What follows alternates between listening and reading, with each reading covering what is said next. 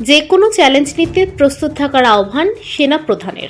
সামরিক চেতনাবোধকে সমুন্নত রেখে যে কোনো ধরনের চ্যালেঞ্জ নিতে সব সময় প্রস্তুত থাকতে নবীন সেনা কর্মকর্তাদের প্রতি আহ্বান জানিয়েছেন সেনাবাহিনীর প্রধান জেনারেল ওয়াকারুজ্জামান। মঙ্গলবার চট্টগ্রামে বাংলাদেশ মিলিটারি একাডেমিতে 87তম BMA দীর্ঘমেয়াদী ও 59তম BMA স্পেশাল কোর্সের অফিসার ক্যাডেটদের রাষ্ট্রপতি কুচকাওয়াজ অনুষ্ঠানে এ আহ্বান জানান তিনি। সকালে বাংলাদেশ মিলিটারি একাডেমির প্যারেড গ্রাউন্ডে পৌঁছান সেনাপ্রধান। শুরুতেই তিনি নবীন ক্যাডেটদের অভিবাদন গ্রহণ করে কুচকাওয়াজ পরিদর্শন করেন। এরপর পুরস্কার পাওয়া ক্যাডেটদের হাতে স্মারক তুলে দেন তিনি। প্রধান অতিথির বক্তব্যে সেনাপ্রধান কমিশন পাওয়া কর্মকর্তাদের যে কোনো সিদ্ধান্ত গ্রহণের ক্ষেত্রে দেশপ্রেমকে সর্বোচ্চ গুরুত্ব দেওয়ার নির্দেশনা দেন। প্রত্যেক সেনা সদস্যের সাহসিকতার সঙ্গে সব পরিস্থিতি মোকাবেলা ও মাতৃভূমির স্বাধীনতা রক্ষাই প্রথম এবং প্রধান কাজ বলে উল্লেখ করেন তিনি।